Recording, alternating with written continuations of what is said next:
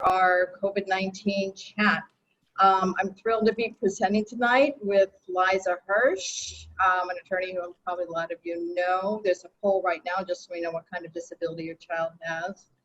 Other MAC staff here helping out tonight are Lilia Malecki. She'll be reading the questions that you all have. Joanne Pino and David Spicer, one of our fabulous interner here. We know it's been a very long and stressful, whatever, 4+ months for most families. It's just been extremely difficult since school's been closed because of COVID. It's kind of hard to believe it's the end of July.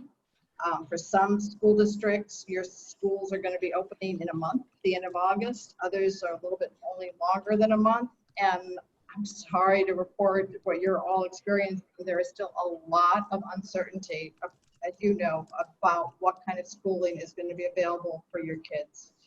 It's stressful for you, it's stressful for the kids, and it's very stressful for educators trying to figure out how to provide instruction in a way that's safe. Safety is obviously going to be number one, and the state has been issuing a series of guidances for districts, giving them very specific requirements around safety. Last night we'll be talking about there's new guidance around transportation and cleaning of facilities.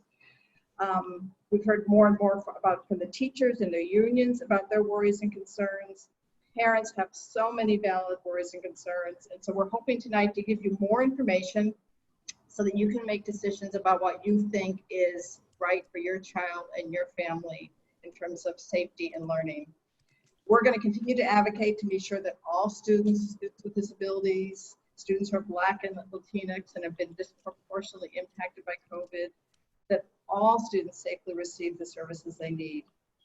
And we're going to review what we've gone over, talk about new information, give you time for questions. We'll end at 8:45. Liza and I will stay on until 9 for more questions. This will be recorded, and Lilia's going to go over a few logistics before we get started. Hi, everyone. Welcome, and thank you for joining us. You might have noticed that tonight's chat looks a little bit different from previous chats. We've switched to a webinar format, so please submit any questions you have using the Q&A button in your menu on the bottom of your screen. And if you see someone else's question that you'd like us to answer, please give it a thumbs up. And I'll read your questions to our speakers during the question breaks. The participant videos and sound have been turned off, so that's how we'll get your questions to the speakers. Liza. Okay. All right. Thank you, Lilia. Thank you, Julia. So I'm trying to advance the slide. There we go. Okay. So welcome, everyone. It's great to be here with all of you. As Julia mentioned, we know that school reopening is very much on everyone's mind, so we thought we would take tonight to further dig into this topic. There were a few points that we really wanted to emphasize tonight, and if you don't remember anything else from tonight's presentation, we hope that you will walk away and remember these 4 points. The first is that health and safety remains a priority. And this is not only for school districts, but also for you as parents, that you really have to decide for your child what is best and what is safest for them and for your family. The second point is that parent input and ongoing communication is required. And in fact, it's very essential, particularly during this time. We know, and school districts know, that you as parents are in the position of most closely observing your children. And so it's really important for you to be telling school districts how your child is doing during this time. And we're going to be talking tonight about some specific opportunities throughout the process where your input is going to be particularly important. The third point is that all IEP services must be provided, and this is whether instruction is taking place in person in schools or whether it's taking place remotely. And the fourth is that you as parents have the choice about whether to send your children to school. So even if your school district decides to provide an in-person learning model or a hybrid learning model, you still can decide as the parent that you would prefer for your child to receive services remotely. We wanted to quickly review again the health and safety reopening requirements, some of the main requirements. The desks need to be at least 3 feet apart, 6 feet if possible. Masks are required for students in the 2nd grade and older. Hand washing is required at multiple points throughout the day. And of course, cleaning of facilities is required by districts. A couple of notes. One is that temperature checks are not required, and also classroom limits are not required. But the state guidance has said that districts should try to group students into cohorts in order to reduce mixing.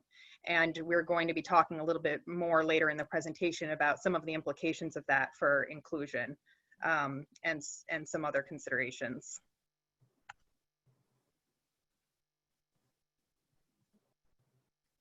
Sometimes the slide won't advance. I think, Julia, you were having this problem too. Okay. So as I alluded to, you all are facing some really difficult, complicated choices about what to do in the fall. And it's really important for you to know that it ultimately is your decision how you weigh all of the various factors about health and safety for your child and your family, about how your child learns best, considering how they've done with remote learning, and whether you think they really need in-person instruction, and considering lots of other variables and factors that your family might be coping with during this time. So we just want to acknowledge that these are really difficult choices. They're not easy. They're really complicated, but ultimately that they're your decisions to make as parents, and doing what you believe is best for your child and expressing that to the district. And that ultimately, whatever you decide, schools must implement your child's IEP. Again, whether it be through in-person learning, in-school learning, or remotely. And that, again, and this is a theme you're going to hear throughout tonight's presentation, that IEP teams must be coordinating closely with parents and taking into account your input.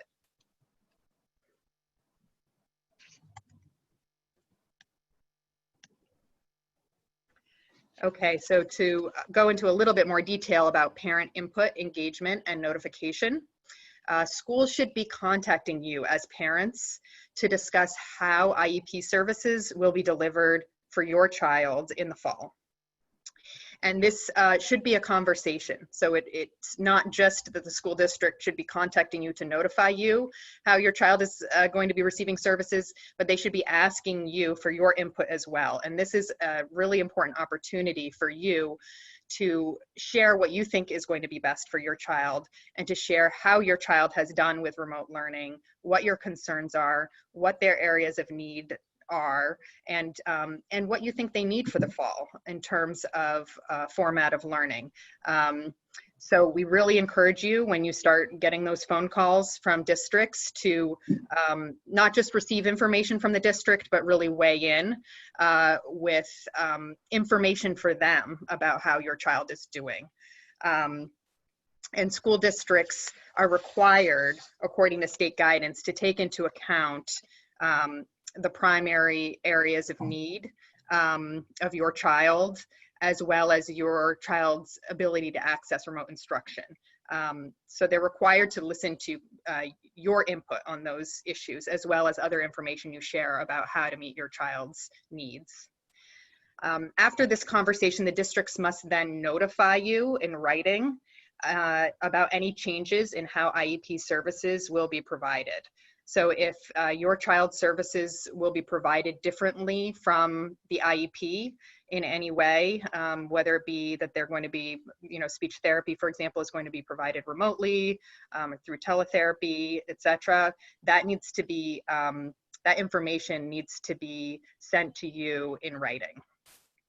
And then finally, there must be, again, you'll hear this point many times tonight, there must be regular, ongoing, two-way communication with you as the parents in your primary language. And so if this has not happened for you during the spring, this is definitely something we would encourage you to initiate, to reach out to the district, and to ask for more regular communication. You could ask for regularly scheduled communication if that hasn't already happened, but it's really, really important during this time, particularly if your child is learning remotely, that the school is hearing from you about how your child is doing and about how to improve services for your child and for your family. Okay, and with that, I'm going to turn it over to Julia. Thank you, Liza. Do you want to take a break here for questions? We're getting a lot of questions coming in. Sure. Okay. Sure. Our first question is, what if the child has a social emotional learning disability and needs to be in a social setting? What is the school's requirement? We're going to talk about some of this soon, about how the state's saying about how to implement IEPs, but the bottom line is it's going to take you talking with the school district creatively to figure out how to do that safely, and we'll get into that in more detail. Are there questions about health and safety specifically? That might be the best ones to do right now, because we're probably going to answer a lot of these questions in a little bit. There were some about masks. Were there some questions about masks? Yes, there's also one here. I was wondering if my son has a doctor's letter regarding not going back to school due to an immunodeficiency, do his rights defer in getting tutors or specific instruction, or is he strictly a remote learner on an ed plan? That's an interesting question. You're under either scenario, the IEP is supposed to be implemented. If, as Liza was talking about, you choose to keep your child home because of COVID, you don't need a doctor's note. We still have the home hospital services, that do require a doctor's note. So this parent could go through that path. But the bottom line is that tutoring and other services still are going to have to be provided in a way that's safe. And so that doesn't necessarily mean that there will be people going into the home. We're going to talk about the priorities for people potentially having services going into the home. Okay, So we do have one question about mask wearing. Would there be any exception for mask wearing for children with disabilities who have sensory or medical issues? Absolutely. And the state's been repeatedly very clear about that the requirement for masks does not apply if students are unable to, for medical reasons or because of their disability, to wear a mask. And then, for instance, on the bus, instead of being 3 feet apart, the kids have to be 6 feet apart. They have to require greater distancing. So there's absolutely accommodation for students who are unable to wear masks. And the state and districts, I think, are also thinking about how to help kids learn to be more comfortable with masks, and they require mask breaks. But we know that for some kids, because of their disability, they're, whether it's physical or anxiety or sensory, they're not going to be able to wear masks. I know for transportation, I think the guidance mentioned if the child is not able to wear a mask, they could also wear a face shield. Either do more distancing, 6 feet, or wear a face shield if that's easier for them. Yeah. So why don't we go on, and then we can, I'm sure we're not going to answer all the questions, so we'll answer more of them soon. So probably most of you are aware that your district is dealing with, and they should have surveyed you, not in one-to-one, but as a group of parents, about pulling together their plans for the fall. And they're supposed to be developing plans for all 3 scenarios: how to provide in-school learning safely for all students, how to have a system that's a hybrid, where students are spending some of the time in person getting schooling and some time getting remote learning at home. And then schools also have to be prepared for how to teach children who are going to be full-time at home, whether it's because that's what the parent has chosen because of safety and reasons, or whether there may be a time they want school districts to be prepared if there's another tick up in the numbers and all schools have to be, or a particular school district has to go to 100% of kids getting only remote learning. This has been very taxing. You can imagine it's really difficult for school districts to be planning all 3 versions at once.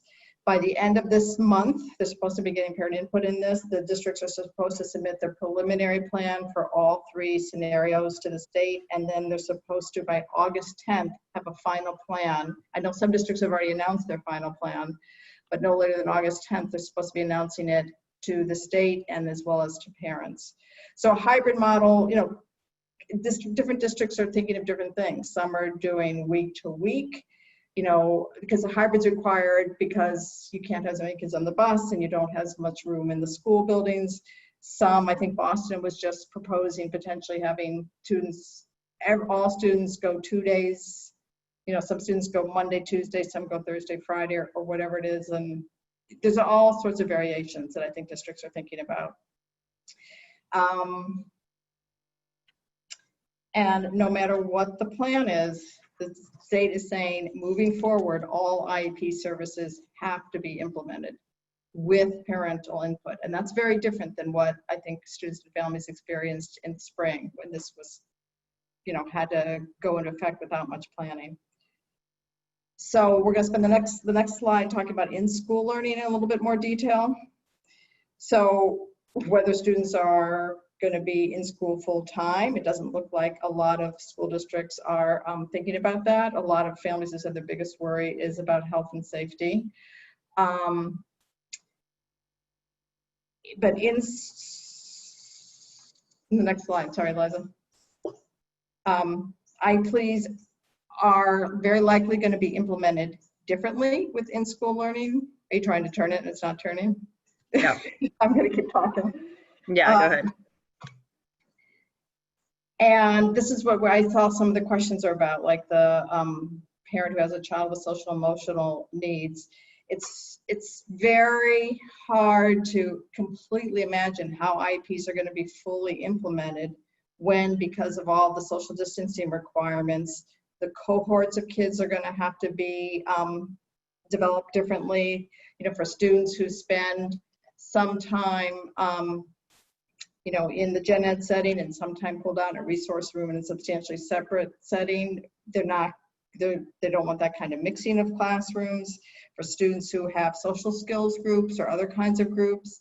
So what the state is encouraging districts to do is to think, as they set up their cohorts, how to make sure that kids with disabilities have the right peer groups and the right mix that they need within the cohorts that are being established. Easier said than done, but that's why it's going to be so important for school districts to start hearing from you now about what you think is going to be most important in terms of your child's IEP implementation needs. Secondly, the state has emphasized that inclusion and placement in the least restrictive environment still remains a huge priority. And again, that's going to be very challenging for the reasons we just discussed.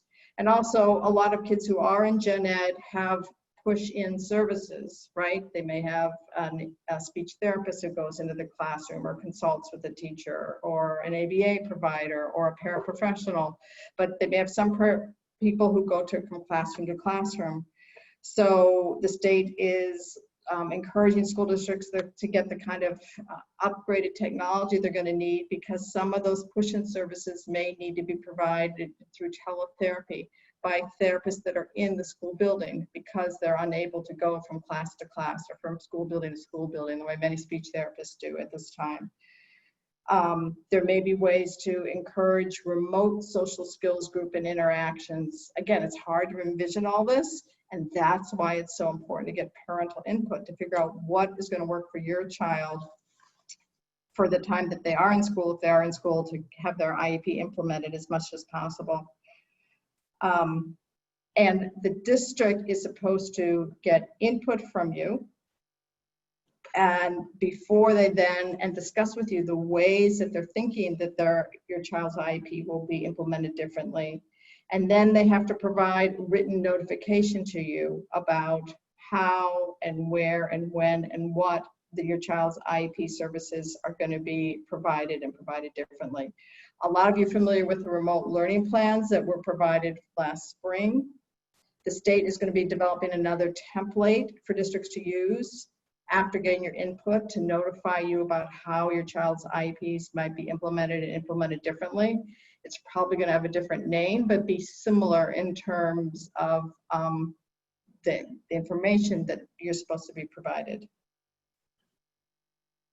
Liza, do you have anything to add on that slide before we go on? No. Okay, next slide.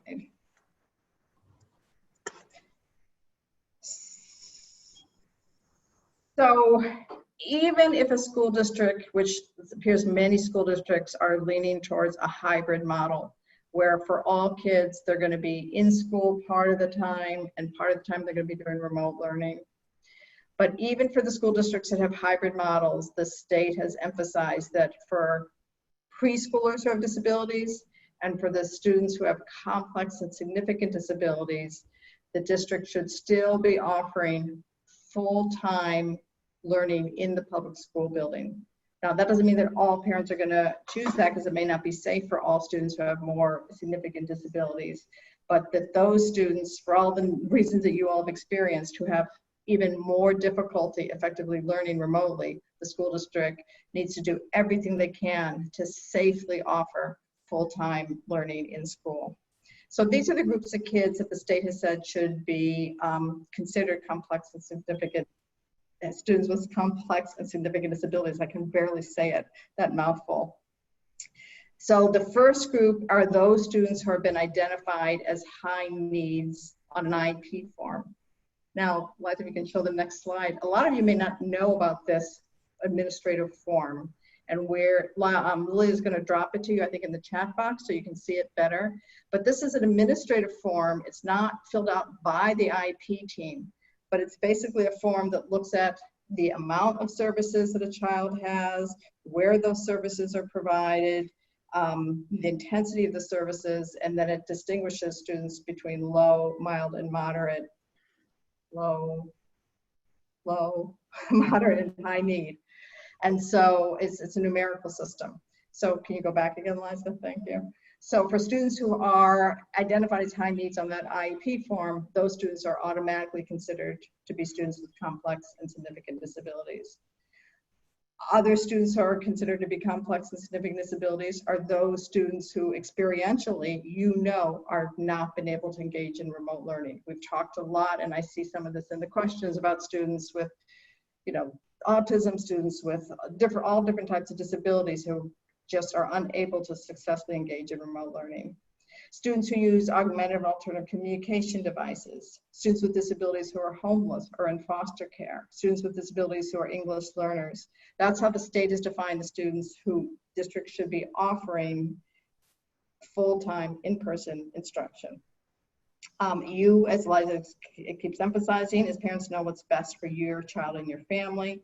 But if you believe that your child does have complex and significant disabilities and falls particularly in one of these categories, in our view, now is the time to start communicating with the district as they're finalizing their plans, to let them know that you believe that your child is either a preschooler or has complex and significant disabilities, and that you are very interested in having them, if you are interested in having them offer full-time instruction for your child. Could I just add one thing, Julia, Sure. to that?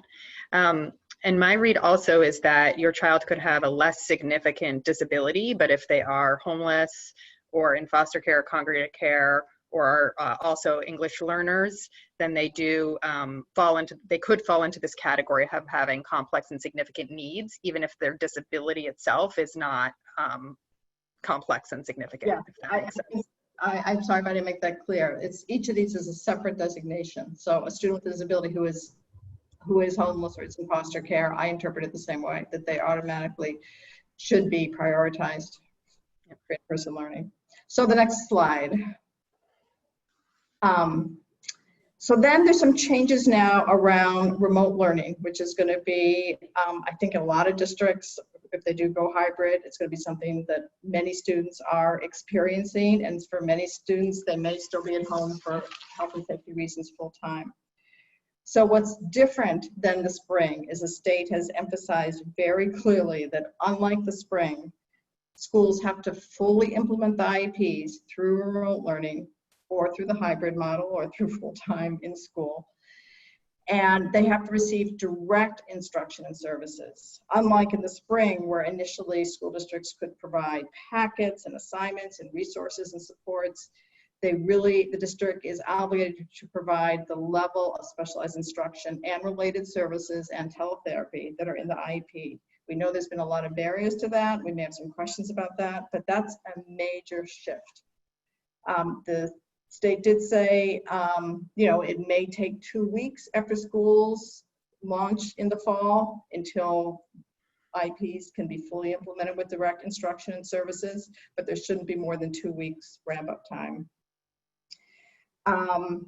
The state does acknowledge that for some kids, sitting in front of a screen remotely all day, if they have a full day of specialized instruction services, may not be in their best interest. So they've said that the school can provide supplemental work, but it has to be work that the student can complete independently or with teacher guidance, which is, I think, very different than what a lot of kids and families have been experiencing in these last months.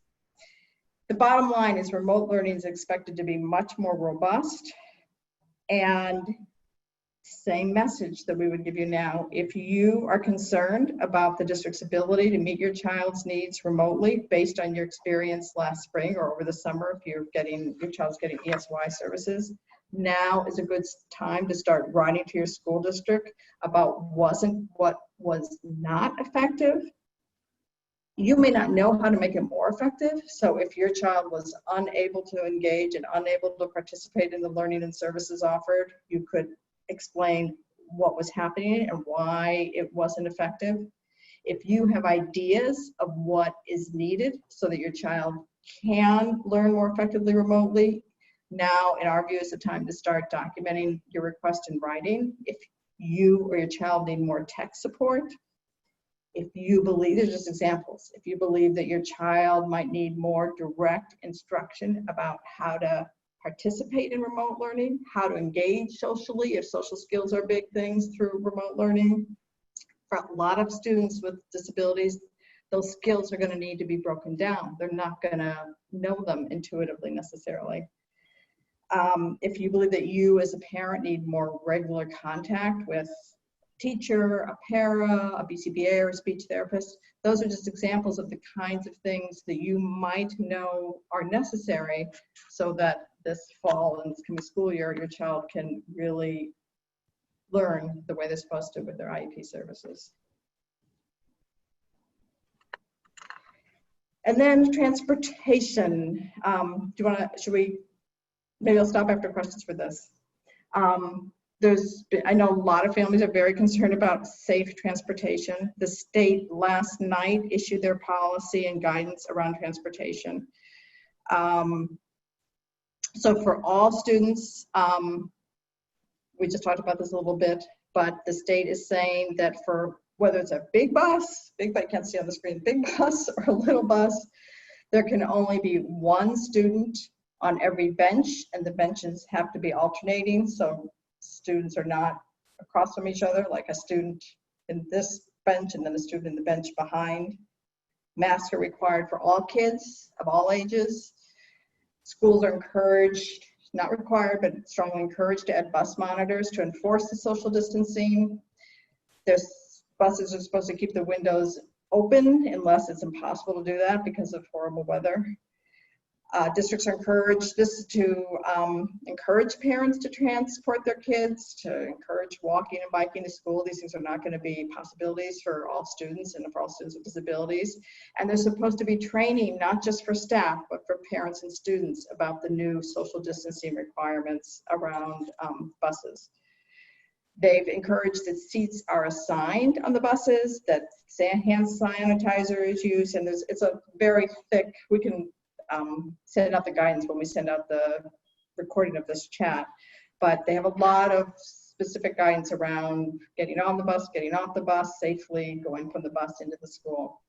Specifically for students with disabilities, each district is supposed to develop their own plans for how to safely transport kids with disabilities and how to train the students themselves and the parents around the requirements. If I mentioned this before, if students are unable to wear a mask, then they have to be further apart on the bus or wear the face shield that Liza mentioned. We know that if transportation is an IEP service, then if the parent is able to transport the child, which school districts are going to encourage parents to do, that you can be reimbursed, but not all families are able to do that. So if parents cannot provide transportation, then the district has to provide it if families are unable to, including out of district, and they of course have to do it safely. So again, it's going to be so important for the parent to have, for those parents and school districts to have two-way communications to figure out what transportation protocols are going to work and how to help your kids transition to these new protocols so that it can be safe, so it doesn't create a lot of anxiety, so they can practice the skills. There's going to be a lot of communication needed. I think we have a poll about transportation while we open up for questions. Sure. So just a reminder, if you have questions, to please submit them using the Q&A button on the menu on your screen. And if you see questions there that you like or that you share, go ahead and give them a thumbs up. Our first question is, our school district just announced that they are closing the integrated preschool for the school year. Is that allowed? And is there anyone I can report this to? It's a really good question. I can tell you what I personally think as a lawyer. Liza may have something to add, but I know this is a question a lot of special ed directors are asking about, and the state is planning to give specific guidance about this. But again, everything the federal government has said and the state has said is that IEPs have to be implemented. So if your child needs an integrated preschool, it doesn't make sense to me legally how a district can say, per se, we're not going to be doing that, because then that's per se meaning your IEP can't be implemented. I think the question is how to do it and how to do it safely. I know there's been talk, nothing is definite yet, that maybe some districts can get waivers. But I think in the meantime, that would be a great thing to call our helpline about, because it may be a very good time to, not just contact the school district, depending on whether this parent has already done that, but maybe to potentially file a complaint with the state, and we'll talk about those avenues as well. It may not be that you need to file a complaint yet. There may be that the issue can be resolved more informally, and we're hoping the state guidance will help in situations like that. There are a lot of students who are facing that same question. Yeah, and I would just add that in-person instruction is supposed to be prioritized for preschool age students. So preschool age students and students with complex and significant needs. So that's just something else to keep in mind, that school districts are supposed to be doing everything they can to provide in-person instruction for preschool age students, because presumably it's harder for those students to be able to access remote learning. Yeah, it sounds like, again, we don't know from the question that I'm assuming they're still going to offer in person, but maybe not, but that it will be separate instead of included. But that's a really good point. If they're saying they're not going to offer anything, then that's clear non-compliance. Absolutely. Mm-hmm. Good point. Our next question is, can you clarify what is meant by direct instruction and services? Direct instruction and services could be teletherapy, it can be instruction directly from the teacher, it can be sessions that are either in real time. There's a new words I've learned in the last month, synchronous and asynchronous, and I have to think hard about which is which, but basically it can be a combination of in-person and real-time teaching as well as some pre-recorded teaching. But it has to be the type of instruction that's on your IEP, basically, depending on if it's a special ed teacher that's supposed to be providing the instruction, or a BCBA. It needs to be the type of instruction addressing the goals and objectives that the IEP says it should be, provided by the type of specialist that it says it's supposed to be. Do you have anything to add, Liza? I would just, I would say the same thing, and I would just contrast it to consultation type services. So on your child's IEP in the A grid, there may be consultation services in which the special education teacher may be consulting with speech language pathologists, for example. That would not be a direct service, but any service that's provided directly to your child, I would characterize as a direct service. Great. Our next question is the long one. Are we able to push for or advocate for in-person teaching at all times if the school does a week A and week B model where groups of kids attend in person one week and then at home the following week? My 15-year-old son had a difficult time with remote learning, and I'm so nervous for what's to come this year. He needs the face-to-face in-person instruction. I did have his special ed teacher meet with him for 2 one-hour Zoom calls a week to help, but it still wasn't enough. The charter school he attends had higher expectations than they should have, and that made it also very difficult. It's hard for me to follow the long question, but this is about in-person home. Is that your understanding? They're asking if they can get in-person services at home? Are we able to push for or advocate for in-person teaching at all times if the school follows a week A, week B model? Yeah, So I mean, particularly if your child falls into those, I don't know if you want to flip back, Liza, to those priority categories. If they're doing a week on, and it's a really good question, week on, week off, and you believe, like you were explaining in that situation, that your child can't engage in remote learning or is high needs on the IEP or any of these other categories especially, or if you want to, if you believe they have the kind of complex and significant disabilities that make remote learning ineffective, then you can absolutely advocate to have full-time in-person learning. The other thing that your question reminded me that I don't think I addressed, but stop me if I'm repeating myself, is that the state did say that for those students who are home full-time, whether that's because of medical reasons or that's what the district has to offer at some point, school districts are strongly encouraged to think about how to provide in-person services for those kids. There are some kids with very significant disabilities that are very vulnerable, at high risk for COVID and have respiratory issues. That's just one example. So for those students, school districts are encouraged to think about ways to provide in-person services, either in the child's home or maybe in a community setting like a library or YWCA. Again, that the school districts are going to have to figure out how to do that safely. Teachers, of course, want to only go into homes or another setting if they're sure that it's going to be COVID safe, but that's something that we're hoping districts will plan for and be able to do more as time goes on.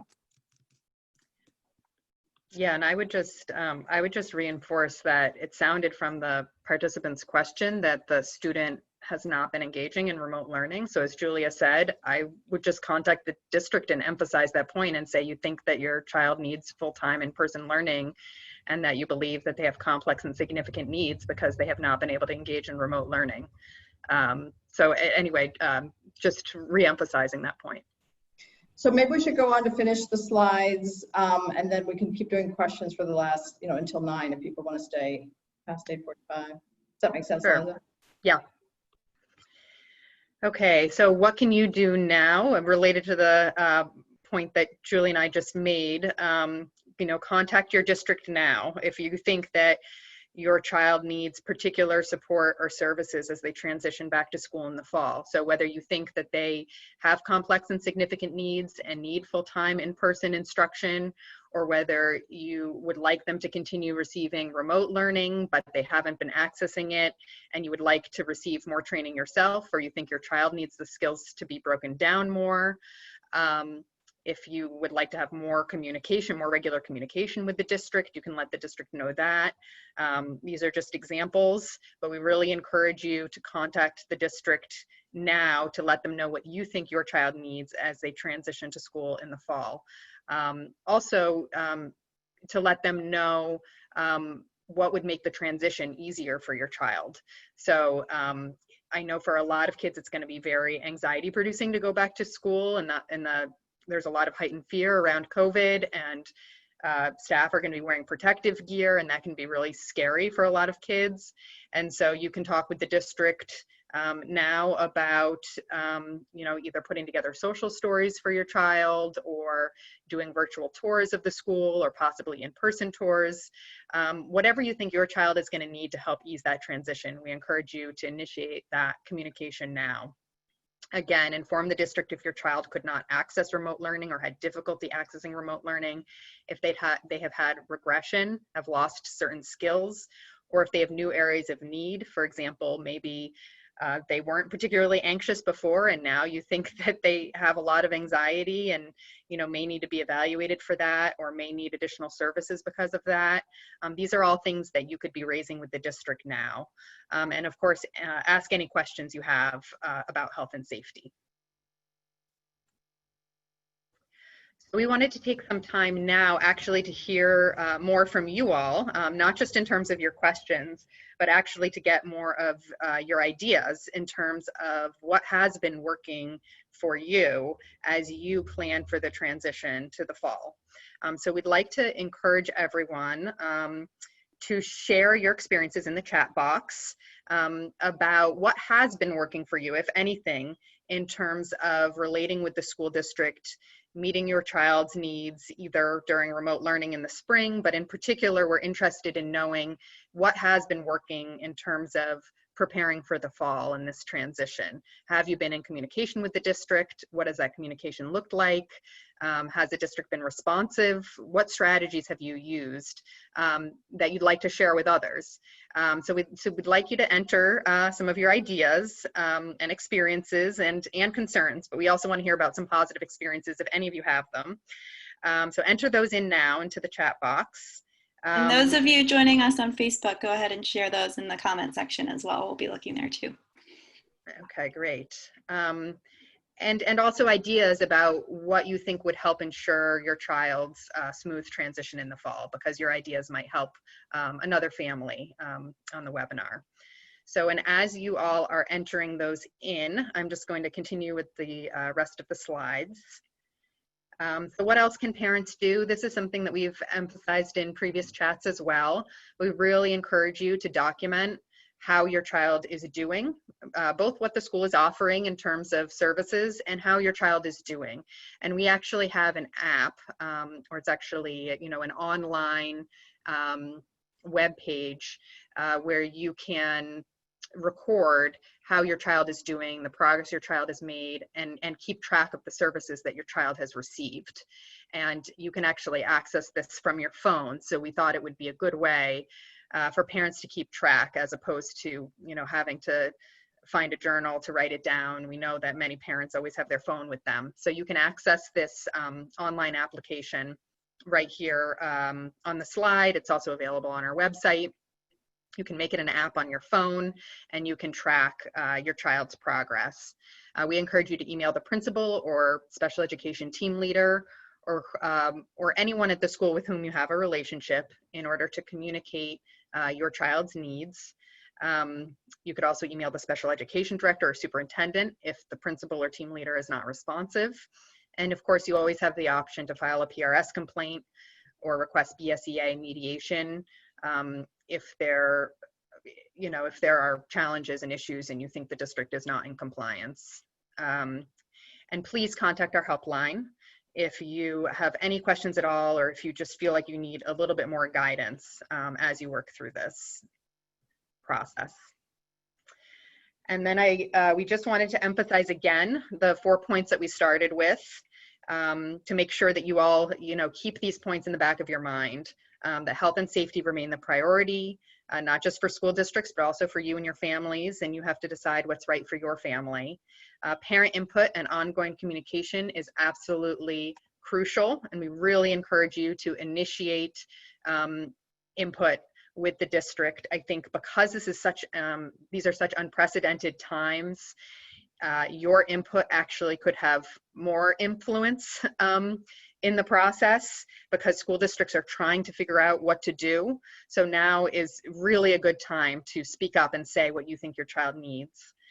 All IEP services must be provided, whether in school or through remote learning, and parents do have the choice about whether to send their children to school. Even if the school district is implementing an in-person or hybrid model, you can choose and request for your child to receive services remotely. So with that.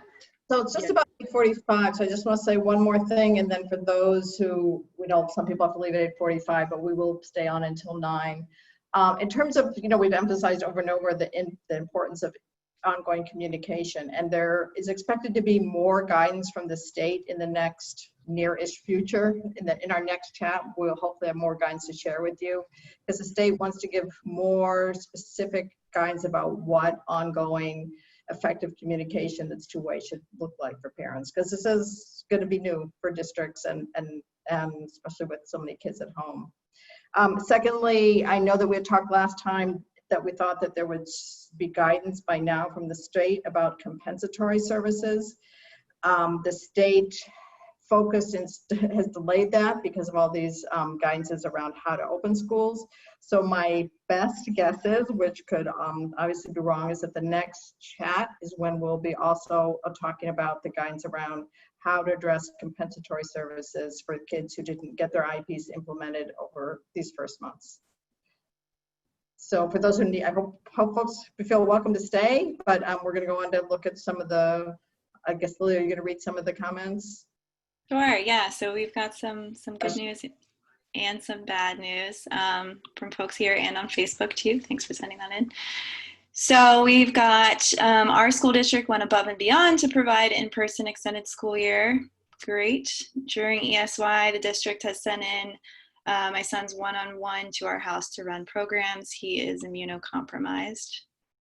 I have 4 children, all in different levels of IEP, from reading, executive ADHD, ID, ADHD, and autism with ADHD. I have had a horrible time getting 3 out of 4 of my kids to engage in remote learning in any way. We also have, we haven't heard from the district at all. In the summer, we have started to continue to work with our child at home with structure. And then someone is saying, unfortunately none so far, but I think consistency is what would help. I'm worried because my district is closing the integrated preschool, but others are pushing for in-person learning. I just think there should be more consistency for our kids that need these services across the board. I think that's a point really to underscore that the state is directing districts, you know, in terms of implementing the IEP, giving a clear, regular schedule so that the kids, families, wherever the services are being provided have that kind of consistency. I think, you know, everybody recognizes the importance of that. And obviously this is going to be really challenging for educators to figure out how to be doing this. This has never been done before, and everybody's nervous about staying safe. This is an interesting comment. In terms of what works, frequent communication and collaboration with my child's team has been helpful, but it also makes me somewhat hesitant or reluctant to be critical of the quality or adequacy of services, because I know that there are a lot of things that aren't in my child's teacher or therapist control. It's a really good point. And I think as when we're advising, working with parents individually, we always emphasize it's absolutely appropriate to raise in whatever ways you feel your child's needs aren't being met. And it's very important and very effective to be cognizant of how much is beyond people's control and how so many people in schools are doing as much as they can. So I think that comment is right on, to try and get that balance. Mm-hmm. Agreed. Another comment here. We have a group of parents from the separate classrooms and teachers/administration bridge the gap. We have been meeting regularly every few weeks. We're able to express our concerns and successes and keep talking through the process. In a few weeks, the special ed director and superintendent will be joining the meeting too. It's wonderful support and at least makes me feel like someone is listening. That is a fabulous idea. Mm-hmm. I'm going to drop, we have a Facebook group for parents of children and youth with autism. I'm going to drop the link to that in the chat. Again, that's a good place to hear what other districts are doing also. I saw one question, I haven't seen most of the questions, but I saw one question asking, you know, if the plans are supposed to be final by August 10th, and I know some districts have already said their plans are final, at what point will this district start reaching out to families? And that's a really good question. And a lot of teachers are not going to be working yet as of August 11th. So I think it's going to be rolling out gradually. I think, you know, some of the teacher unions are pushing hard to say that when school opens, there should be some more time for planning and more time for reaching out to families. So I think the jury's out yet exactly on what the timing's going to be, but there'll be some delays because not all teachers are, and many team leaders are not working over the summer. Some are. Yeah. So hopefully they'll start reaching out to some kids. Should we get through a few more questions? Yeah, you Sure. think, Liza? How will IEP accommodations be managed remotely? Can we expect that any instruction-based accommodations, for example, visual schedule, repeated instructions, and clear and direct instruction, will be delivered remotely? Absolutely. They should be, and the state has said IEPs, must be implemented, whether it's remote or hybrid or full-time in person. And some of those things may be, again, you may need to work with folks in the school if your child is home all or part of the time about how to get the materials and how to do that remotely to the extent it's remote, but it's absolutely clear to me legally that that's something the district should be trying to do. Anything to add, Liza? No, I agree. Next question is, when would schools presumably contact parents about IEP services and parents' input? Would it be before the beginning of the school year? This might have been what you were talking about. That's Yeah. what we were just addressing.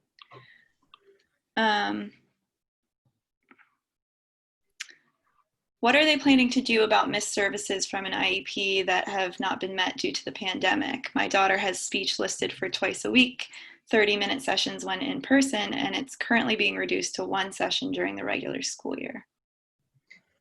Great question.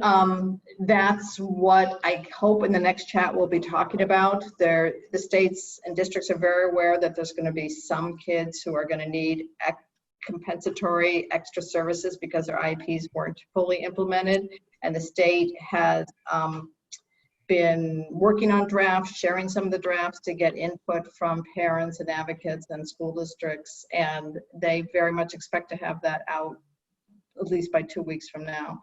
So there will be a process where parents will communicate directly with members of the team, whether it's a full team or not yet, we don't know, to try and make those determinations.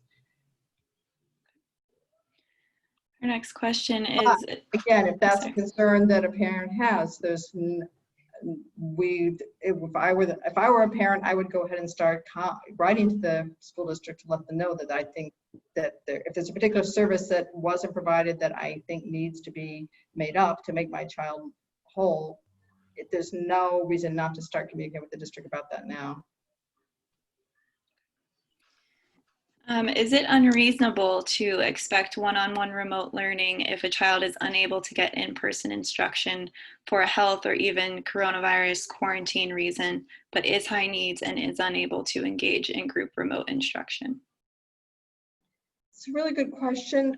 It really would, I think generally school districts are obligated to figure out how your child can effectively engage and learn from remote learning, whether or not it's one-on-one instruction. If one-on-one instruction is in the IEP, then it would probably be an easier argument that that's what's necessary.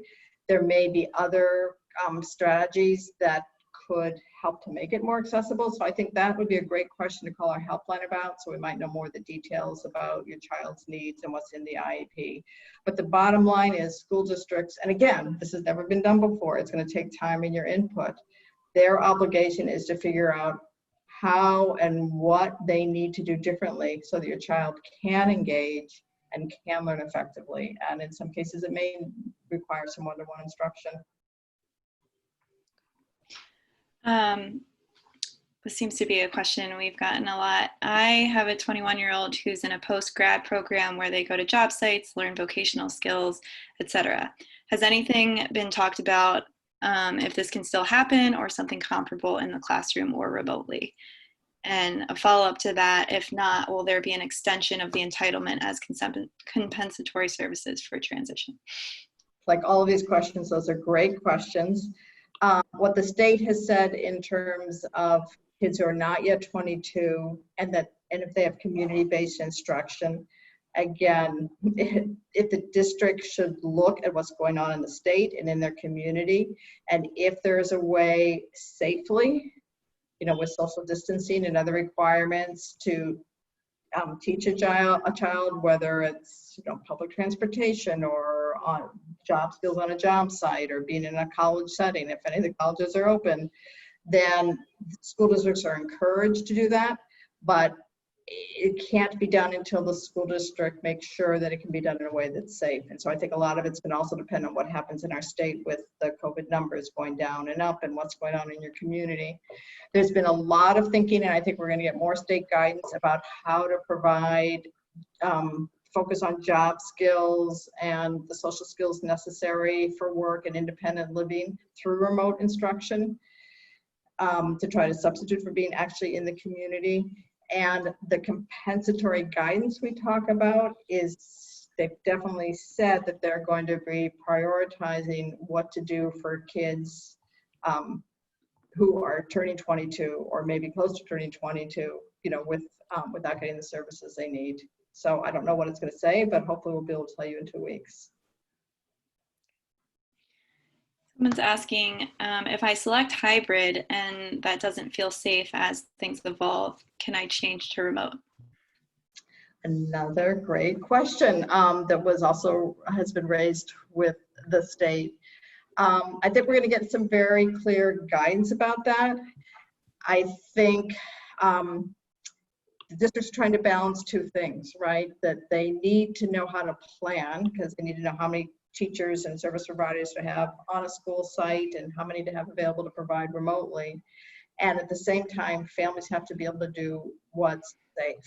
So I think the intention is to allow that kind of flexibility. I think we're going to get more guidance from the state about if, and things could change, right? So what feels safe at one moment could feel not safe later, or vice versa. So I think we're going to get more state guidance about how to make those shifts, because it would be really nerve-wracking to feel like if you made a decision, it was in stone forever, because there's so many unknowns. I mean, the next 4 months are going to be very unpredictable. We have heard some school districts have said the parents have to sign up their choice now, and they may not change. I would be very surprised if the state said that was okay to make parents lock in that way. But it has to be done in a way that school districts can have time to plan for the changes, because they're going to have to reconstitute the way they provide services. Does that make sense? Liza, anything to add? No, it makes sense to me. Yeah, I think that's right on point. There's a few questions asking for clarification of the high needs. Someone's asking, where on the IEP does it state if a child is high needs? And then someone else has asked, my child has Down syndrome, is that considered high needs? Great questions. Liza's going to show, there's this form that you may not have. Sometimes school districts do give this form, sometimes they don't when they give you the copy of the IEP. So if you don't have this with your IEP, you can make a request that the school district send it to you, so you can see. Every child has this form filled out for them. It's an administrative form. It's not a form that the IEP team fills out together. And it's not based on the category of disability, so I can't say for sure whether your child who has Down syndrome would automatically be considered high need on this form. It's really based on the amount of time, whether it's fully inclusive or separate, the amount of time the child's getting specialized instruction or services, the level of services, the level of need. So you'd have to, look at the form, or again, call our helpline and we can help you to figure it out. Right, and just as a reminder, that your child could also qualify as having complex and significant needs if they meet any of these other criteria that are listed here as well. They don't need to meet all of these criteria. They just need to meet one of them, is my understanding. That's a really good point. The other thing that the state mentioned today in a call they had with all the special ed directors around the state in terms of masks, the state's guidance around masks has definitely emphasized that for children who are deaf and hard of hearing, it's important to have clear masks. But they've also emphasized that that's important for all preschoolers, that school districts should realize that's going to be important for children with different other types of disabilities, children with autism and children with other disabilities who are going to have difficulty reading the social cues, and for whom learning the social cues of facial expressions is a really important part of their IEP. So just to know that even the type of mask is something that you can advocate for if that's important in terms of your child's IEP needs. And we have probably time for one last quick question. It's almost 9 o'clock. Sure.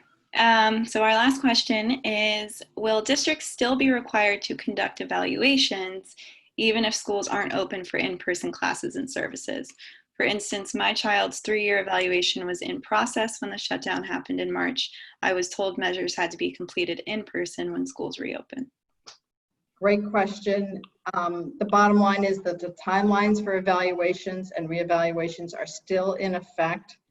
I think that as schools are reopening for ESY and other services, many school districts are beginning to provide on-site evaluations and reevaluations in a safe, socially distanced way. So again, call our helpline, but that is definitely something that you can and should, feel free to start pushing for within your district. And so I guess we should wrap up. Thank you all for staying to the bitter end here. It's these are really tough decisions for families. There are so many unknowns for you. There's so many unknowns for the teachers. This whole situation is so anxiety provoking and so difficult to watch as your kids don't get all the services that they need. So we really appreciate your being here, taking the time. Continue to ask questions of your district, reach out to us if we can help, and we'll look forward to seeing you in 2 weeks. Thanks, everyone. Anything to add, Liza? Nope. Thanks, everyone. Thank you, everyone. You'll be getting a recording and resources from tonight's chat in your inbox, so keep an eye on that. And our next chat will be in 2 weeks, and we'll be sending out the topic and speaker for that as well. Yes, and if we didn't answer your questions, please call or contact or email our hotline. Sorry we couldn't get them all. Thank you. Good night, everybody.